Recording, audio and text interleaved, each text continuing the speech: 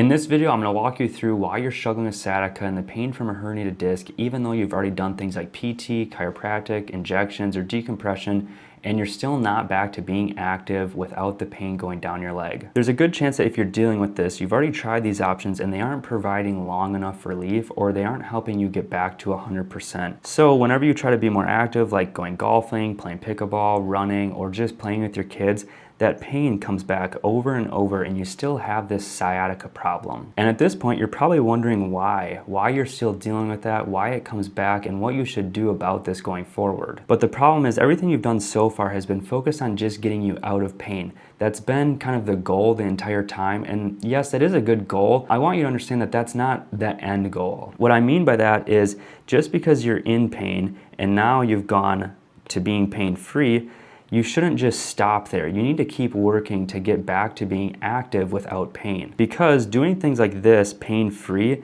is a lot different than just sitting on your couch pain-free. And unfortunately, there's a pretty big gap between getting you out of pain and being active without pain. So I'm gonna break down how to bridge this gap from being in pain back to performing without pain. So I break this down into a couple of phases. The first phase, we need to get you out of pain and find a strategy to reduce your pain. I do this a little bit differently because I want you to have the control on when to manage your symptoms instead of relying on someone else or something else just to feel better for a couple of days. So the way that I do that is by finding your directional preference. I already have a video going over how to find your directional preference, and I'll add it to the end of this one. The other thing that we need to do is increase your range of motion so that we can get you functioning better and get you moving around more. And this phase sets us up for the second phase of rehab because of finding your directional preference. This is really, really important to know because this kind of lays out the rules or the framework of how to progress you going forward.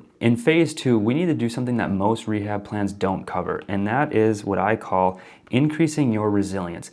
We need to increase your resilience so that you can tolerate more activity, more load, and more strain on your spine so that you can get back to being more active without the pain going down your leg. When we increase your resilience, a few things occur. One of them is decreasing your fear. So when we increase your resilience, you typically have less fear around this injury because you have proven to yourself that you can overcome it. Another thing that occurs is you are now independent because you have learned how to manage your pain, but also how to break through this to get back to being more active. And as a result, you now have long-term success. And I define success as you being able to manage your symptoms, but also recovering to the point where you can be active again without this limiting you. But if it does come back or it flares up here and there, you know exactly how to take care of that so it doesn't become a problem down the road. But again, most strategies don't include this because they're only focused on getting you out of pain. So if you think about doing an injection, there's no strategy on getting you back to being active again. They just do the injection and you feel good for a couple of weeks. Or decompression, you lay on a table and you aren't taught how to fix yourself. So this is really important to include this second phase of recovery. I'll be honest, this second phase isn't the most exciting thing. It's not the most flashy thing out there. In fact, it's pretty boring and it's kind of a grueling process because you have to be very consistent with the process. Also, this has to be very specific to you and your goal.